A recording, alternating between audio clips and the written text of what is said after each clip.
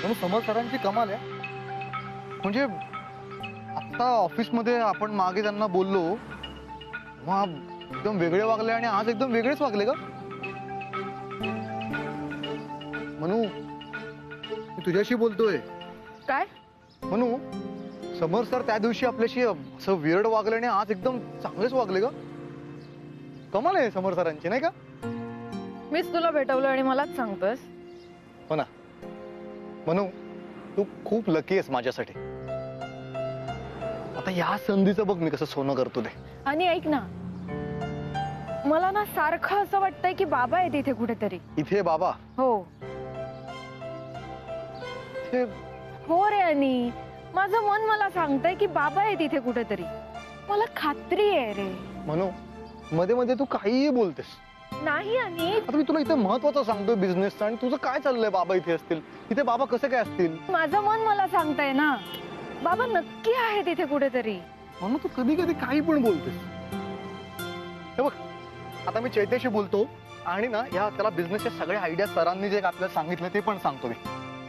ओ साहब, ओ साहब. काय झालं? दादा वो लड़का लड़की पैसे नहीं दिया चाय का. मी देतो. आप क्यों दोगे? अरे माझ्या मुला मुली सारखे किती द्यायचे? 20 रुपये.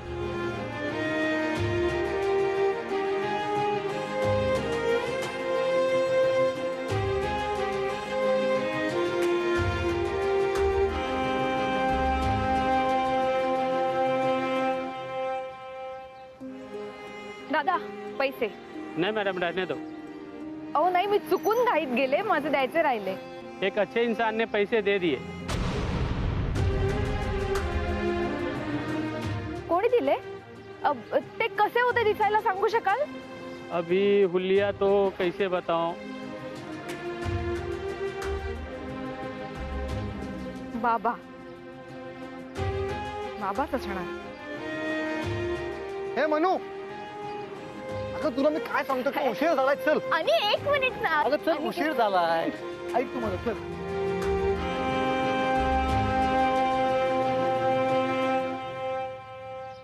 म्हणून बाळा तुम्ही जे काही योजलं आहे ना त्याला उदंड यश मिळो.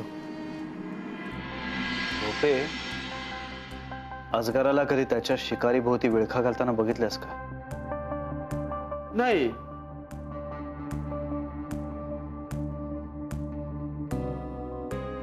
उद्यापासून बघशील.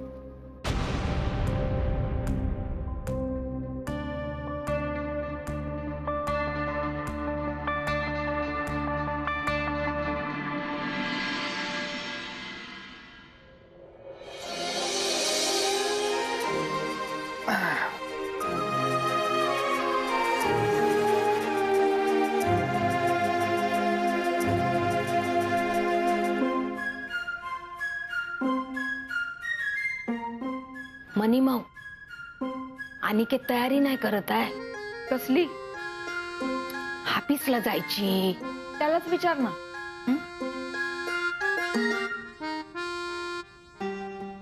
अनिकेत आज लेट नाही होत आहे तुला? कामाला जायचं नाहीये. का? सोडली नोकरी? नोकरी सोडली? नोकरी सोडायची ना अनिकेत, सांगून देतो तुला. अगं काय कामाला जायचं नाही म्हणजे काय नोकरी सोडली का? आज कामाला जायचं नाही. आज वर्क फ्रॉम होम आहे. काय? म्हणजे घरून काम करायचंय. असं आहे का? म्हणजे मी कसं करते वर्क फ्रॉम दुसऱ्याचं होम असं? काय ग बाय, कशी भाषा आहे यांची. आणि जरा आत ये ना. दुधाचा गॅस बंद होत नाहीये, पटकन बघ ये जरा.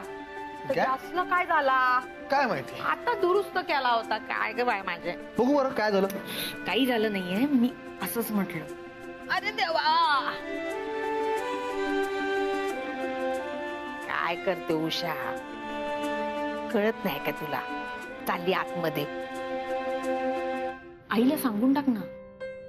हे असंच म्हणलं तर सांगू का आईला? थांब सांग. आणि नाही, जॉब बद्दल. म्हणू अगं आत्ता नको ना, दुसरं चांगलं काम मिळेपर्यंत नको सांगायला. चांगलं काम मिळेपर्यंत खूप वेळ जाईल रे. पण आता आहे ती सिच्युएशन आईला सांगून टाक ना. आणि हेही सांग की समर सर तुला बिझनेस साठी मदत करतायत. मग आईला कसं सांगू मी कॅब चालवतो, तिला कसं वाटेल? आणि त्यात काहीच कमीपणा नाहीये. पण तिला बाहेरून कळलं तर खूप वाईट वाटेल. हा, हळू बोल. तू नसताना ना 1000 प्रश्न मला विचारते ती, पण मला काही उत्तरं द्यायची ते सुचत नाही. मी सांगतो ना काहीतरी. चहा झालाच असेल. आला तुला वास आला चहाचा? हा येतोय का? येतोय येतोय चहा येतोय. आणि तुला पण आज वर्क फ्रॉम होम आहे काय? नाही, मला तर राण्याबाईने फोन करून बोलवलं ना.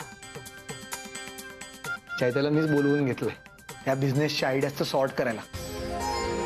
तो बोलला त्याला काहीतरी मदत पाहिजे. आणि तुला तर माहिती आहे मदत म्हटल्यावर चैतन्य शेठ आहे. अनिकेतला तुझी मदत लागणार आहे. मग तू मदत करणार अनिकेतला? अरे, तू एवढा मोठा झाला? हा? घे आला चहा. हे घे. हा माझा आहे. आणि माझ्यासाठी आंटी नुसती घाई त्याला. थँक्यू. भारी. येऊ. काय काय झाला? मावशी दुधावर साय आहे ग. मला साय अजिबात नाही आवडत, उलट्या होतात मला. त्या अन्नाला नावं ठेवायची नाही. हा, मोठा बाजीराव लागून गेला त्याला. साय नको, हे नको, ते नको.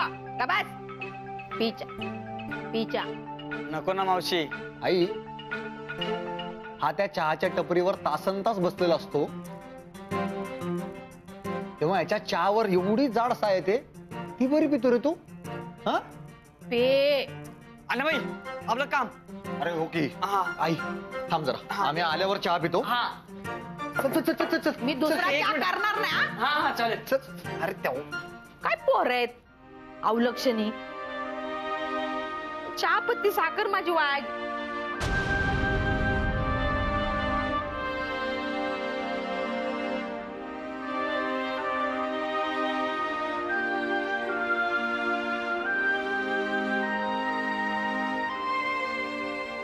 मनीमाव काय झालं ग? काही नाही. कोण काय बोललं तुला? काय नाही झालं म्हणते, चेहरा का असा पडला तुझा? चैतन्य म्हणाला ना साय आवडत नाही, त्यावरून आईची आठवण आली. अगो बाय. हो, निर्मला ताईंना पण आवडत नाही ना साय? नाही आवडत अजिबात. उषा मावशी आई बरी आहे ना ग? हा, बरीच म्हणायची. म्हणजे वरवर तरी असं चांगलं चांगलं दाखवते, हसत असते, पण आतून काय तिची खळबळ चालली आहे मला माहिती आहे ना. पण मग कधीतरी बांध फुटतो हा मनी मावतीचा, आणि मग रडतच राहते ग आठवण येऊन. आई तरी भडभडून बोलून मोकळी होते ग, पण बाबांची खूप काळजी वाटते. ते ना काहीच बोलून दाखवत नाहीत, सगळं मनात ठेवतात. म्हणूनच त्रास होतो ग त्यांना. कळतंय ना तुला? मनात ठेवलं का जास्त त्रास होतो हे कळतं ना बाबू तुला? तू पण तुझ्या बापावरच गेलीस की. मनातलं बोलतच नाहीस तू. हा, ए राजा, काय पण वाटलं ना बोलत जा बाळा. अनिकेत जवळ बोलत जा, माझ्या जवळ बोलत जा. असं मनात नाही ठेवायचं सोन्या. हा, आता तुझ्या आई बापाला मी भेटवणार बघ तुला.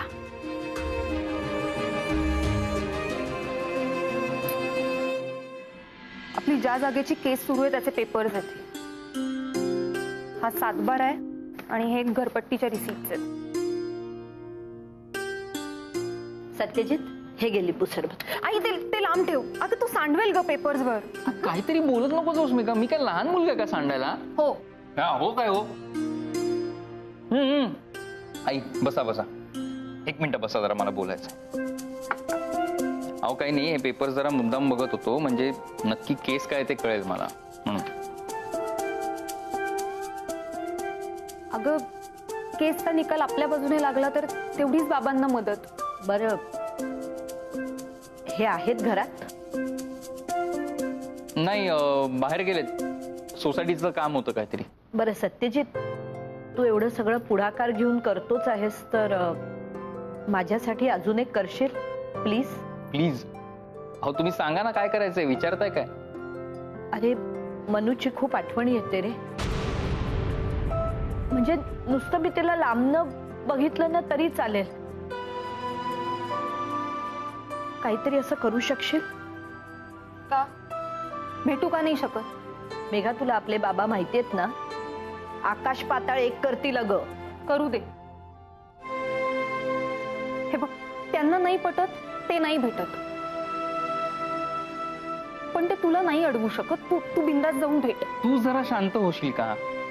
अगं बाबांची मनस्थिती ऑलरेडी नीट नाहीये,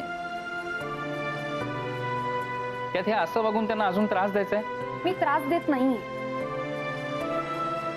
आईलाही तिचं मन आहे, तिच्या भावना आहेत. ते तिला असं अडवू नाही शकत. तिला हवं तसं ती वागू नाही शकत का? मेघा ग, काय बोलतेस तू? हे तुमच्या पिढीला नाही सगळं चालतं, आमच्या पिढीला नाही.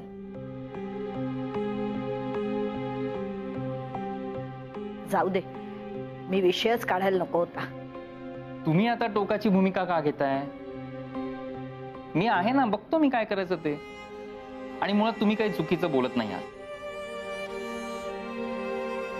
फक्त मला असं वाटतं की बाबांचा तिच्या बाबतीतला विरोध आता हळूहळू कमी होत चालतो. शक्यच नाही. अरे तुला ह्यांचा स्वभाव माहित नाही. एकदम हट्टी आहेत, हट्टी.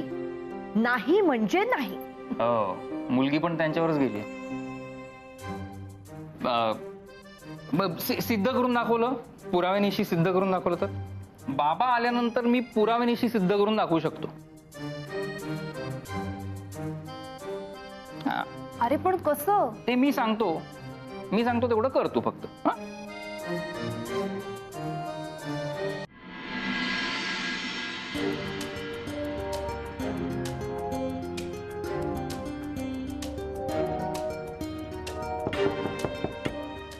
Yes, come in. सर बसा बसा बसा.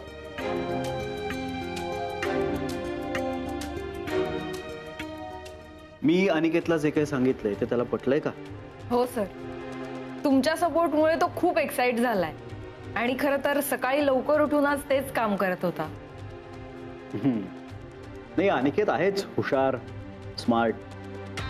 त्याला फक्त एका संधीची गरज होती, ती मी संधी देतोय त्याला, बस, बाकी काही नाही.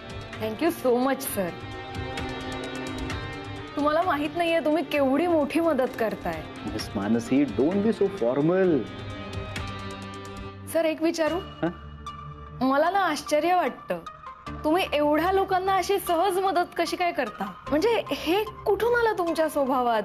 असं कसं काय जमतं सर? मिस मानसी, तुमच्याकडे लाखो रुपये असतील तर त्यातनं 100 रुपये काढून देणं ही काही फार मोठी गोष्ट नाही. पण तुमच्याकडे 100च रुपये असतील तर त्यातून 50 रुपये काढून देणं फार मोठी गोष्ट आहे. तुमचे विचारही तुमच्यासारखेच ग्रेट आहेत सर. हे विचार माझं नाही आहेत. हे विचार एका बिचाऱ्या भिकाऱ्या माणसाचे आहेत. म्हणजे ही गोष्ट मी काही फार लोकांना सांगितली नाहीये, तुम्हाला म्हणून सांगतो मिस मानसी. म्हणजे आत्ताचा हा अनिकेतचा सगळा स्ट्रगल आहे ना, मी फार जवळून अनुभवला आहे. खरंच सर? माझ्या स्ट्रगलचे दिवस होते ते. मी तेव्हा ना सायकलवरून जायचो कामाला. रस्त्याच्या एका कोपऱ्यात ना मला एक असा केविलवाणा भिकारी दिसला. मी एकदा पाहिलं त्याच्याकडे, पण उशीर झाला होता त्यामुळे मी पुढे निघालो. थोडं अंतर पुढे गेलो, पण तरी सुद्धा ना त्या बिचाराचा चेहरा माझ्या डोळ्यासमोरून जातच नव्हता. सायकल साईडला थांबवली, विचार केला काय करू काय करू काय करू. सायकल परत फिरवली, त्या भिकाऱ्याच्या समोर आलो. त्यानं म्हटलं, बाबा कसे आहात तुम्ही, इथे का बसलाय? थोडी चौकशी केली. माझ्याकडे रोजचा जेवणाचा डबा होता. तो डबा मी त्यांच्या समोर ठेवला. त्यानं म्हटलं, बाबा घ्या, 2 घास खाऊन घ्या. तो भिकारी मला काय म्हणाला माहितीये? बाळा, इतकी माणसं इथून ये जा करत असतात, कोणी माझी आपुलकीनं चौकशी केली नाही. तू एकटा आहेस ज्यानं माझी चौकशी केली. तेव्हाही डोळे भरून आले होते माझे. मी पटकन माझा डबा त्या भिकाऱ्याला दिला. म्हटलं, खाऊन घ्या तुम्ही. आणि मी निघालो तिकडनं. सायकलपर्यंत पोहोचलो तर त्यांनी मला हाक करून पुन्हा बोलावून घेतलं.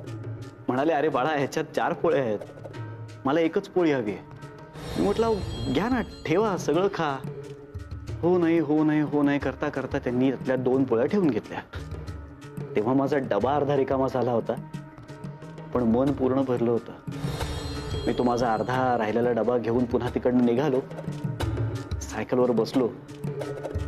थोडंसं पुढे गेलो असेल, मागे वळून पाहिलं तर तो भिकारी त्यातल्या एका पोळीचे ना तुकडे करून रस्त्यावर टाकत होता. मला थोडासा राग आला. म्हटलं, हे काय गरजू माणसाला मी पोळ्या दिल्या आणि हा टाकतोय का रस्त्यावर? मी पटकन हाक मारली. म्हटलं, बाबा काय करताय तुम्ही? हा, भूक लागली तर तुम्ही खा, रस्त्यावर काय टाकताय पोळी? तर तेव्हा तो भिकारी मला काय म्हणाला माहितीये? तो म्हणाला, अरे बाळा, खरंच माझी भूक एका पोळीची आहे. जसं मी गेले 2 दिवस जेवलो नाहीये ना, तसे इथे येणाऱ्या चिमण्यासह 2 दिवस जेवल्या नाही आहेत. ही एक पोळी मी त्या चिमण्यांसाठी टाकतोय.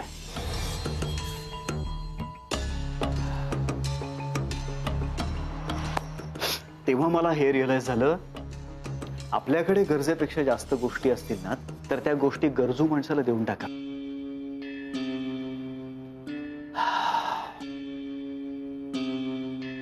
सर, जगात किती चांगली माणसं आहेत ना. हो ना. म्हणून तर माझाही नेहमी हा प्रयत्न असतो की आपल्याकडे जे काही आहे ना, ते सगळ्यांमध्ये वाटून घ्यावं, शेअर करावं. बरं, तुम्हाला माझ्याबरोबर एका महत्वाच्या कामासाठी आता बाहेर यायचं आहे. मला हा, नाही येणार तुम्ही? नाही, येते ना. चला. मी पण येऊ ना? नाही, मला येते गाडी चालवता.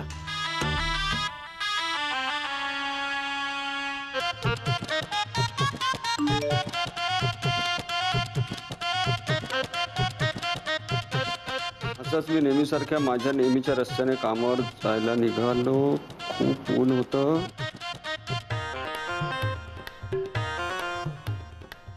केविलवाण्या भिकाऱ्यावर पडली. ती माझी सायकल रस्त्याच्या कडेला लावली. दया आली तसंच.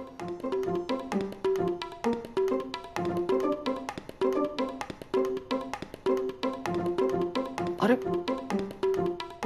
समोर सर काय बिंदास्त आहेत. मोबाईलवर फिरणारा मेसेज स्वतःची गोष्ट म्हणून खपवला. ही क्वीन खरंच खूप साधी भोळी आहे.